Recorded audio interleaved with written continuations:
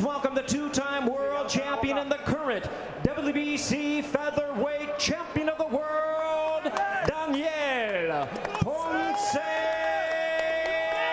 De Leon. Ladies and gentlemen, here is the former bantamweight and super bantamweight champion of the world. This fight between Abner Mares and Daniel Ponce De Leon is one of the most intense featherweight battles of the modern era. In this breakdown, we're not just watching the fight, we're analyzing the tactics, power shots, and championship adjustments that led to a dramatic 9th round finish.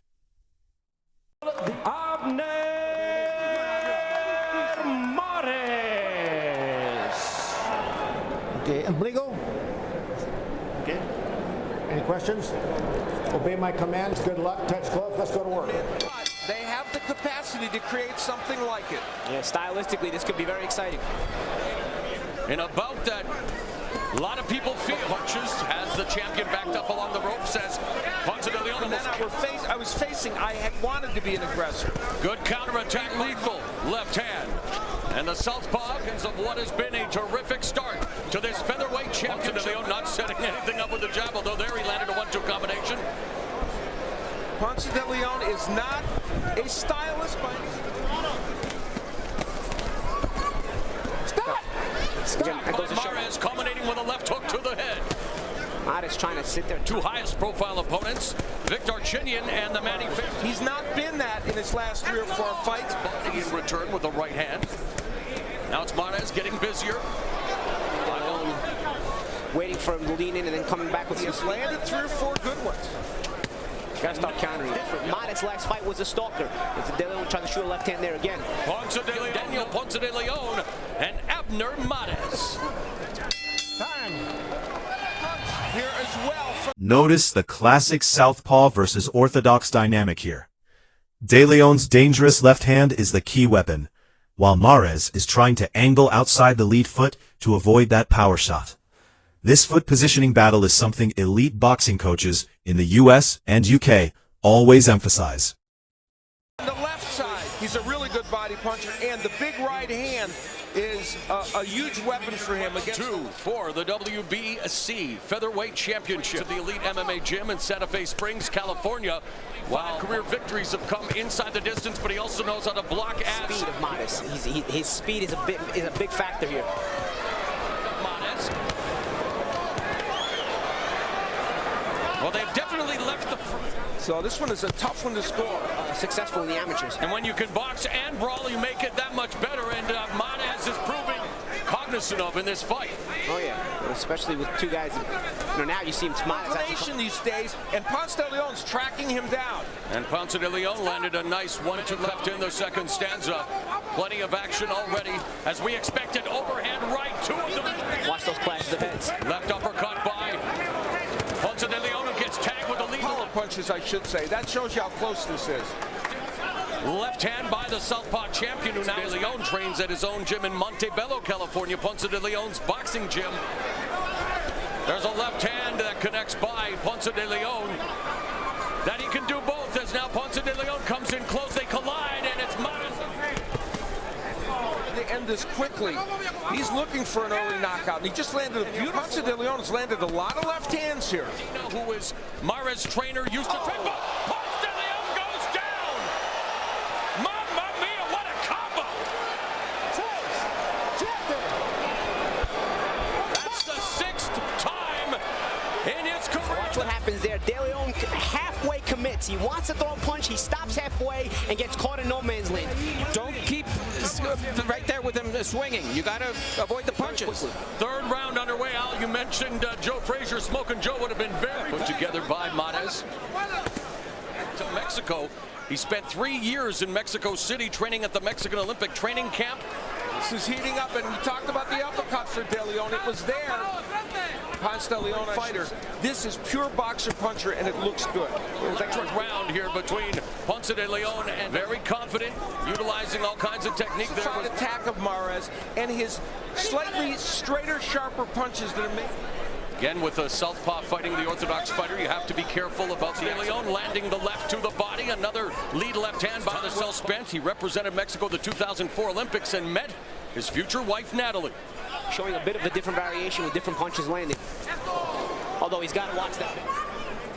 Down to the final 45 seconds of another electric round with 30 seconds remaining in the round. So obviously Mares bringing some pop up to 126 pounds. And again, Ponce De Leon gets tagged by Mares. De Leon exchanging punches at close quarters. Ponce De Leon doing a good job of fighting off the... And right now, he is, as Paulie said, fighting as a boxer. Ponce De Leon begins the fourth round by sticking a rare jab as he tries to, but Mares able to move on and look the way he did against Guillermo Rigondeaux, the two-time Olympic gold medalist. Does that skills overall be power any day, and that his camp was 60 seconds remaining in the fourth frame. Ponce De Leon has Mares cornered, comes in with the left, moving up in weight, fighting for the first time at 126. Technique and strategy, and he's been able to, for the most part, execute faced in the amateurs as well. But here he is challenging for the featherweight championship in Paulie Malignaggi. Expert is the operative word. And look at Mares. Mares was blocked by Ponce De Leon. Mares again stumbling as he comes in. Ponce De Leon has landed in this fight. He remains dangerous in this fight. And looking in this round, Showstat says both men expert flurries there and a deft jab. Quick note for viewers. This footage is used under fair use commentary for educational fight analysis and historical discussion of championship boxing. If you enjoy deep breakdowns of legendary fights like this, make sure to subscribe and join our channel for weekly boxing analysis. And this is how Mares takes advantage. Team Mares up on the ropes, but it's Mares who lands a combination to close out the round. Okay, now we just got to keep doing the combination, and nice and close. Keep going with the upper, downstairs and upstairs.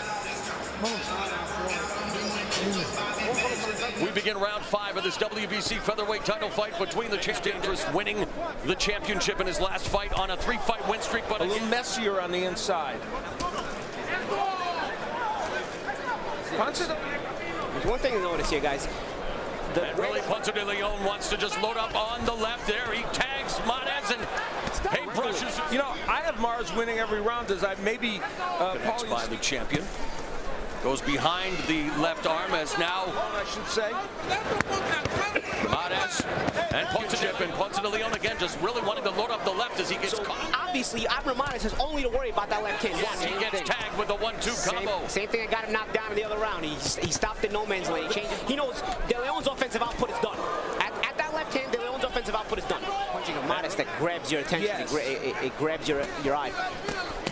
Mares said able to land a big fight with Nonito Donaire and said he was very surprised as he hopes is a lethal left hand, but hasn't been able to do much as Mares again. So far, not so much. Mares has done a very good job of keeping his punches above the belt line. He just got stuck. For power punches in the last round. Let's agree, it's been a while. There's Ponce De Leon coming in with the left hand against. They grapple at close quarters along the ropes, backs up. There's the lead right. He gets caught with a counter right. And that was the punch we thought would land most often. Ponce De Leon going down for the 6th time in his career. Showing us that boxing ability. Yes. Taken up to 5 minutes. Instead, we've got 5. And come back with a good combination of his own. A couple of those punches were blocked by in his career. Mares looking to use the jab as a rangefinder, but instead Ponce De Leon. In this fight in the last round, Ponce De Leon landed more power shots than Mares, 12-9. Final 60 seconds of the 6th round. Ponce De Leon chopping. Abner Mares in the 2nd round knocked down. Ponce De Leon putting the pressure on, flashing the jab, but really wanting to load up. Could open himself up to a left uppercut. With 45 seconds remaining in the Ponce De Leon is married, has 3 children. In fact, they're expecting their 4th child. By the way, he's 4-1 in title fights, and Ponce De Leon's 8-1 in title fights. So he can't punch anymore. You know, he's only a guy who can punch moving forward. When Mares puts his punches together and forces him to move backwards. Power shots as we go to the 7th, and Abner Mares putting when we have left-handers and right-handers, there is always this kind of footwork, and here Ponce De Leon steps on the foot of Abner Mares and begins to stick the jab to begin round 7 against Abner Mares. Agreement. I guess we all gave 1 round to Ponce De Leon, probably the 5th round. crashes into the Daniel Ponce De Leon. De Leon's trying to step up the pressure here. When they fight for a title. As we take a look. At this stage of the fight, you can see the momentum shift. Mares begins switching from aggressive exchanges to smarter counterpunching. This adjustment is a classic championship tactic, conserving energy while forcing the opponent into mistakes. Look at the unofficial scores courtesy of our Showtime. You can almost feel the jab of Ponce De Leon has been very... If he was going to slug, he said, well, I use Mexican judo. With those right hands on the side of Mata's head. Tries to hit him with the left, and Mata's just... De Leon continues to walk down the challenger Mata's, who's beginning to move lateral. Went down with 5 seconds left in round 2 from a hard left hook, followed by a right. All right, well, the left hand got through there, and another... There's no counter punching coming back. There's no answer. It's almost like De Leon has to reset. The champion. So Ponce De Leon beginning to find his rhythm, but Mata's comes back with the Mata's could go back to that boxer-puncher style. Exactly what he's done in this fight. And for those of you that may not have seen him in his recent fight... Oh, and there Mata's took one. And how about the irony of this? Yeah. Mares has been, himself, has been penalized. You were holding him. You were holding him. He won't hit you low. It was really low. But don't do it anymore. Too badly for that. Speaking of being hip, Paulie Malignaggi was the only one hip to... You know, using his movement, using his boxing and lateral movement to frustrate De Leon, but De Leon getting away. In this round. Stop! Judo comment in a pre-fight interview. What did he mean by that, Paulie? As Ponce De Leon continues to work him over. Well, basically, left here in the 7th round as Ponce De Leon and Mata's continue. But right now, it's a tough one for Mares. And in our main event, but right now it's round 8 of this WBC featherweight championship. Ahead in this fight, but it's not because it's not that easy as the scorecards might reflect. He's having to work. The drawback to moving up in weight is as the fight wears on, that extra weight wears you down and makes you tired. So Ponce De Leon's job.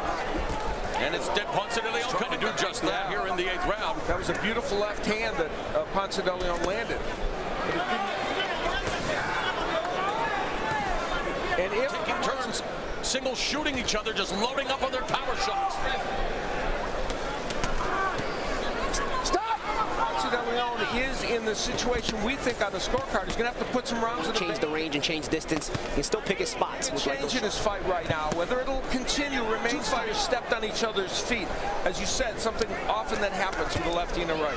Mares is getting fatigued, and I think some of those body shots are creating 10 more punches and landed a couple more in this round. Gets clipped, connects with the right. Round 9, straight ahead. Always keep in my lateral movements. You see Ponce De Leon trying to go to the body, and again, their feet get tangled up. In this case, Mares kind of on the inside of it where he doesn't want his left foot. A technical decision. Last September, Abner Mata's coming off as round 9 is underway here.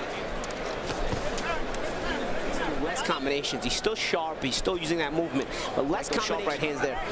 This is a close round, though, and Ponce... Again, notice the subtle change. Mata's looking now for 1 shot or 2 shots, but not...